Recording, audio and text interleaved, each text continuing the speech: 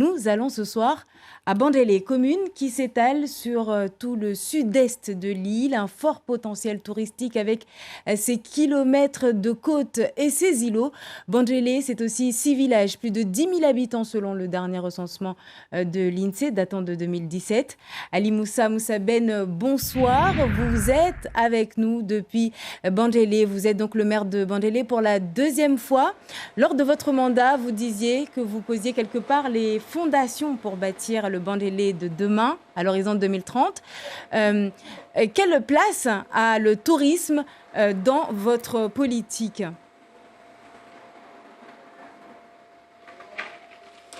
Bonsoir Génial, bonsoir Mayotte, bonsoir à la commune de Bandélé. Comme vous venez de le dire tout à l'heure, mon équipe et moi, nous travaillons dans une dynamique de continuité, puisque, comme vous venez de le dire encore une fois, il s'agit de notre deuxième mandat. Effectivement, le tourisme prend toute sa place, en tout cas au niveau de notre territoire, parce qu'il y a beaucoup d'atouts naturels existants qui restent tout simplement à valoriser.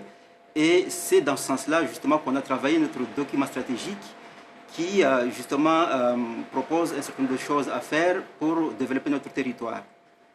Beaucoup de projets, justement, dans ce cadre-là ont été programmés et des projets ambitieux vont très bientôt voir le jour. Lesquels, monsieur le maire ? Je commencerai par le projet... Tout à fait. Donc, je commencerai par le projet d'aménagement du front de mer de Bandélé. C'est un projet d'aménagement, en fait, d'une zone de loisirs qui permettrait, justement, d'accueillir plusieurs activités de type... mariage, de type activités sportives, de type jeux de boules, etc., etc. Il y a aussi d'autres projets qui vont venir dans le cadre du développement économique, parce que ça va aussi dans ce sens-là. On va compléter l'offre qu'on a commencé à travailler, notamment, comme vous le savez, on a construit 2 marchés dans la commune, à savoir à Amoro et à Bandélé. On va compléter cette offre par l'aménagement de ce qu'on appelle une halle de pêcheurs à Nyambadao. C'est presque une usine qui consisterait en tout cas à conserver et à transformer le poisson et puis bien sûr à le vendre. Monsieur le maire, pour revenir sur les plages, monsieur le maire, pour revenir sur les plages, tout Mayotte fréquente vos plages. Leur accès laisse parfois à désirer, sans parler de leur sécurité. De ce côté-là, que comptez-vous faire ? Parce que c'est vraiment tout Mayotte qui vient chez vous à Bandélé en fin de semaine. Tout à fait, on gère en tout cas un flux de personnes qui arrivent chez nous pendant le week-end et ça nous fait grand plaisir. Bien sûr, on est conscient de la situation et on est en train de travailler pleinement sur le sujet.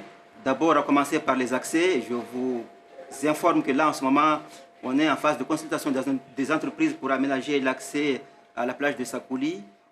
Bambo aussi va venir très prochainement. Et aussi, musical, comme vous avez pu voir, on a déjà commencé les travaux. D'autres phases sont en train d'être programmées. Donc, on travaille pleinement sur ce sujet.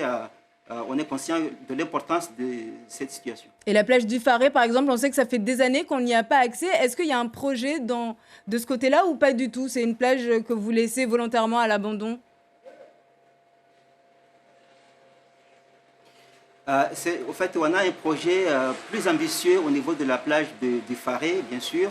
C'est un projet qui prend du temps, en tout cas, à se concrétiser, mais il est en cours et qu'on va y arriver pour le concrétiser, en tout cas, on l'espère, au cours de cette mandature. Alors, je vais m'arrêter avec vous sur le village de Myambani, qui est un peu sorti de terre ces dernières années. Est-ce que c'est quelque chose qui vous inquiète ou au contraire, pas du tout, sachant que Myambani est aussi connu comme porte d'entrée de clandestins dans la commune ?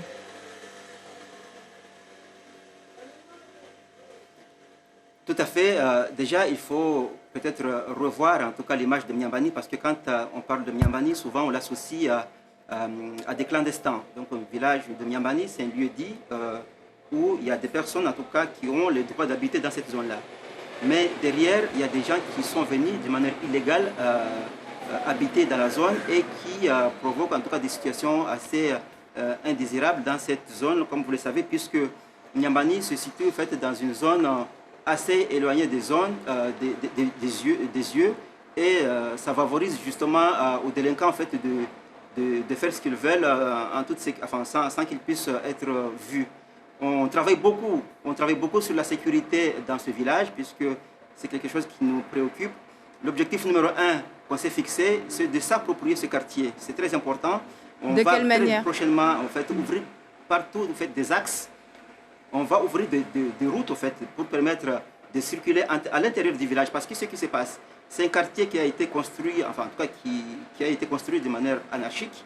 Il n'y a pas de voirie d'accès, il n'y a rien du tout. Ce qui permet justement aux gens qui habitent là d'être là sans qu'on soit au courant de qui est qui fait quoi là-dedans. Donc la première chose qu'on va faire, d'ailleurs on a même fait une réunion aujourd'hui avec les propriétaires de ce terrain, puisque c'est des terrains privés, c'est ce qu'il faut savoir. Donc on va très prochainement ouvrir des voiries d'accès partout, pour permettre en tout cas à mes policiers, aux gendarmes de circuler à l'intérieur du village. On aura compris, monsieur le maire. Dernière question très rapidement pour clôturer cette rubrique. 10 ans de départementalisation. Quel bilan faites-vous très rapidement?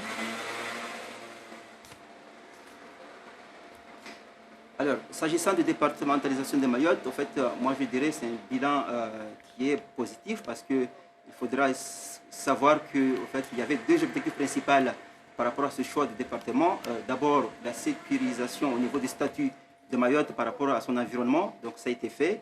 Après aussi, avoir des moyens pour développer tout simplement notre île. Pour ce deuxième volet, on a besoin du temps pour le faire, mais j'ai envie de dire que c'est en très bonne voie, puisque si on compare en tout cas de Mayotte avant de départementalisation et aujourd'hui, on voit des choses qui sont en bonne voie.